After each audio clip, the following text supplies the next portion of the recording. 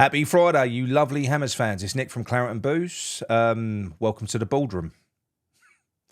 Yeah, I'm going to give you my thoughts on that car crash of a podcast that happened. It's going to be a little bit of a different reaction to what you may have been thinking. Before we get there, though, as always, if you are new to this channel, please subscribe. It's free to do so. Hit the bell notification and don't forget, drop a like on the video for us because it does really help. It tells YouTube to share it around, and that's a one little thing you can do for us. Takes a second. And makes us happy as well. So, yeah, I didn't watch the podcast until I'd seen the reactions. So I saw Gio's reaction, I saw a couple of others, and I've seen all the online reactions to it as well. I've seen a couple of clips which spiked me, and I thought, oh no, I'm going to put myself through this. I'm going to blow up. I'm going to lose my mind. Be very unlike me, I know, but that's what I thought. Anyway, I did watch it, and it had a bit of a different effect. It was more upsetting, not teary, didn't cry or anything like that. It was just the harsh realisation hit that we are owned by absolute arseholes that don't care about us at all. She wasn't talking to us. She was talking through us to the wider football audience. That's what she was doing. She was looking at the next West Ham fan or football fan that will come to this magnificent stadium, the world-class stadium. That's what she was doing, because that's all they're trying to attract. When we moved into that place, we had 55,000 season tickets. So 55,000, I think it was, founder members, they were called. Well, almost 30,000 people are gone from that list. Over half of the people that went to that stadium are now not there. They're not there. So you'd imagine that over half of them are probably people that migrated through from Upton Park. So it's no wonder that it's so different in that place now. Because it's different. We're not there. The heart and soul of West Ham, a lot of it has been ripped out. We've been diluted. You know, I spoke about my experience when I went over there against Brentford. You know, all the people that were surrounding me. I don't blame the people. I don't blame the tourists for getting a ticket and coming to watch a game. I blame West Ham. I was surrounded by big groups. It looks like we're giving tickets out to tour operators now, because how else can you get a group of 10 people? You know, that and there were blocks of them everywhere. Madness. But anyway, the interview, it was sickening, you know, hosted by that pervy Sky bloke. You're right, Karen, and little nasally Jack, who's so Karen, can you tell us how when you was at Birmingham, how it come about, and how you got it, and what you did when you was there? I mean, fucking hell. Please don't tell us this club will ever be passed down to him. No offence, Jack, but you're thick as shit, mate. Honestly, so uninteresting, so bland. That is a result of too much masturbation. It really is. You know, he's done fuck all for 20 years apart from sitting in his room watching Pornhub. That's all he's been doing. Poor lad. Should not be on a podcast. But then again, many of you would say, I probably shouldn't be on a podcast either. And then you've got Baroness Botox just sitting there with her fucking face where she looks like she's been in a fucking wind tunnel all day. With that fake smile and just speaking with purpose and all about me, and more me, blowing smoke up her own arse. Just absolute propaganda, nonsense, saying stuff that they knew was going to trigger us. But as I said earlier on, they don't care. They don't care about us. They've got a bigger picture. The bigger picture in mind is flushing out all of the legacy fan base so none of us can moan and have any effect on them whatsoever. She said on that pod, not everyone's going to come on the journey. We knew that. Like it or lump it, basically. And I'm not going to dig through every bit of it because it doesn't warrant it. It was absolutely vile, and it was all bullshit as well. You know, that stadium, apparently, that's the reason why we won a trophy and we got into Europe. Well, it wasn't, was it? You know, you got to give credit to Moyes for polishing a turd, and also COVID, because we was playing in empty stadiums. So how did the stadium have anything to do with it? There was no fans in there, love. But don't let the truth get in the way of a good story. So, it was completely uncomfortable. Jack's an absolute fucking idiot. The Sky geezer's an absolute perv, or he looks like one anyway. It was shocking. It was disgusting, and it gives you a real picture of why mainstream media is falling on its arse at the moment. Because, like I said, propaganda, that shows you how blatantly people will lie, because we know the truth. But anyone who's not living it, who's not in that situation, they won't know. They'll take it almost as gospel, what she's saying. And they'll be like, oh, look at her. What a wonderful story. Poor woman, went to a really expensive boarding school and she was told what time to go to bed. They'll buy into everything, and this is how it works. But I think in modern society, though, with Twitter, which I hate, and a lot of these other platforms, well, like YouTube, they do get exposed. People do have their eyes open more than what they used to. So the mainstream media is becoming less and less important. No one really gives a shit or believes what they're saying, especially since COVID. But anyway, putting that to bed for now, we go away to Arsenal. Now, I've got a funny feeling, which I often get, particularly before a London derby, and I was at the Arsenal game last year, where we pissed all over Arsenal chips. I think we're going to do it again. I do. I've just got a feeling that Potter's going to pull something out of the bag. He's already said that he wants energy, he wants pace in the team. There's rumours that Guilherme could start, so we're hoping to see changes, and we do look better away from home as opposed to being at home. Which, let's face it, it's not an advantage, is it? I don't think we should even call it home, because it isn't. Not now, it ain't. It definitely ain't. It's a disadvantage. It's embarrassing for everyone. Playing football in front of 66,000 silent fans ain't easy for anyone. I wouldn't imagine. Not that I've ever done it. So I think we've got a chance against Arsenal. They've got their first choice, backline, midfield. They're all there, but they've got no attackers. Well, they've got attackers, but their first choice attackers are all gone. So I think we've got a chance. I do. And we do like to piss on Arsenal's chips, don't we? We done it last year. So, yeah, I'm going to call a win. I'm going to call a 2-1. Like I said, I am going over there, so I'm looking forward to it.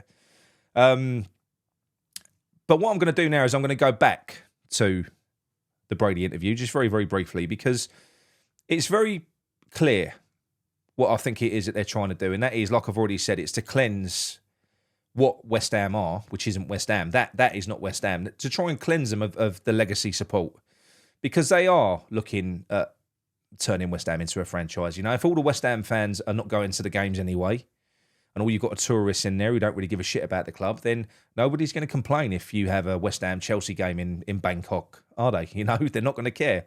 So I think this has always been the plan. I just hope that they fall flat on their faces, because it isn't going as well as what they like to paint. It really isn't. They do need, I think we more than any other club, we need Premier League football. We do, because we've got no assets. We don't own anything. We don't own the stadium, the training grounds. We own the players, but if we drop down a division, then we're going to lose a lot of those. At the moment, when you're in the Premier League, you own the TV rights that you get. All that money comes in. That all looks good in the balance sheet, but that's going to be gone. And the people that are completely insignificant at the moment, the people that they treat as nothing more than window dressing, as baubles on a Christmas tree, just decoration for TV audiences, the fans that go to the games, they're going to become the most important thing again, because that is where the money is going to come from. So maybe, possibly, the only thing, and it isn't going to happen, right? Now, you might say it's good, you might say it's sad, I don't know. But the only way that we could probably slam the brakes on this and ruin their plans is probably relegation, because the fans would become the most important thing at West Ham again. And the fans are the most important thing at West Ham. The fans are West Ham. We always have been. There wouldn't be a West Ham if it wasn't for us. We're the reason that there is even a brand that they're trying to push. 55,000 people they got in there when that first opened up. And we went back the second year, even though we'd been lied to. And they've systematically ripped it to pieces. They've pissed all over our legacy. And I don't think we've got anything to be ashamed of. I'm ashamed of that. What that is now. That West Ham in that bowl. But that isn't West Ham. West Ham's in here. It's been passed down from you through generations. If you're someone who chose to support West Ham, you've got a bit of class about you. You're not like everyone else. You didn't go to support the team that was winning everything. You wanted to support someone who was a little bit different. Something real. West Ham are real. Someone once told me that West Ham are like it's like a true representation of the life of the working classes. Hard work. It's graft. And it's mostly shit. But then when you get the good times, nothing feels quite like it. It's unbelievable. No one else can quite understand where our spirit comes from. What's about? Look, what is it with them? Their team's shit. Why do they keep going back every week? I don't get it. Why do they look so happy? Why do they look so cocky? We look so cocky because we're part of something real. And that's what West Ham are. And there is a separation there because what they're doing, that version of West Ham in that bowl, that isn't West Ham. We are. And one day we'll be back. We'll have our moment again. And it wouldn't take much. Probably a change of ownership. And if we drop down a division, we probably would come back again. If Sullivan sold up, I think you would see a resurgence of the original West Ham fans filling that place up. Because one thing's for sure, the tourists wouldn't be flocking in there, would they? To watch West Ham Bristol City on a Tuesday night. That's not going to happen. So I think we should all be proud of West Ham, of what we were, of what we still are. Because as I've already said, West Ham are the people. And we are a class act. You know, we follow our team through thick and thin, but we've been shat on, royally shat on. And we know that this isn't right. We know that that isn't West Ham. Wouldn't take much to bring it back. But we'll see what happens with it. And what I'm going to do is, it's Friday night, I'm going to leave you with a song. And it's a song I just came across tonight when I was sort of flicking through YouTube. And much like West Ham, no frills. You don't need to see it. You know, you can feel it. And that's what West Ham were. West Ham were utter class. West Ham are class. So on this Friday night, just keep that in the back of your minds. We will get West Ham back one day. And you are West Ham. Speak to you all soon. Come on, you irons.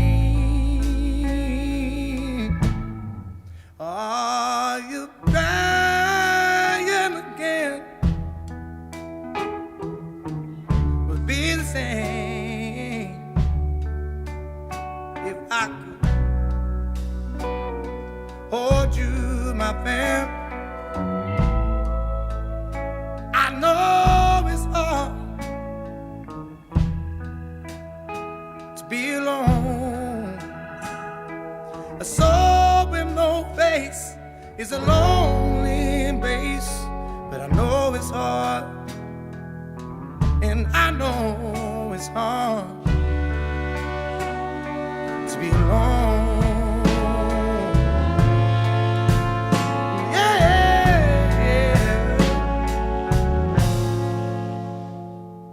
Now there's clouds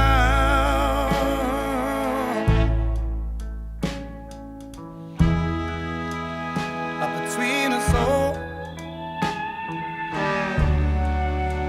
and the road ain't so clear, but we can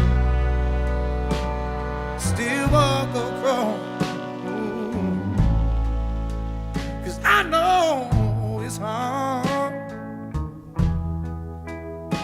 to be alone. A soul with no face is a lonely place. I know it's hard, and I know it's hard to be alone, to be alone. Yeah, yeah. Oh, so little. Want you, girl, to be mine.